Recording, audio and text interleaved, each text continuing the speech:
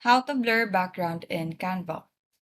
First is go to Uploads, and then under Images, select the image that you'll be using. Then adjust the size of the image to fit in the background.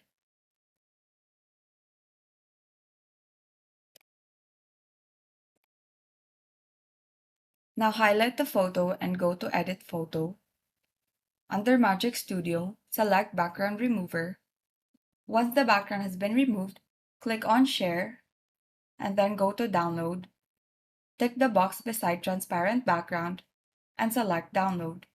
Once the file has been downloaded, drag the file in Images. Now that the file has been uploaded, click on this icon, which is Undo. So just adjust the size of the image, and then highlight the photo and go to Edit Photo.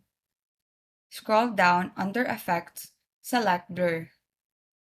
Go to Whole Image, and using this button, adjust the intensity of the blur.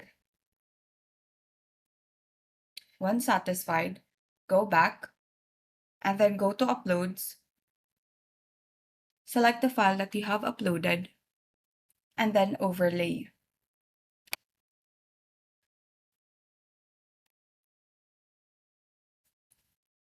And so that is how you blur background in Canva. Thank you and have a great day.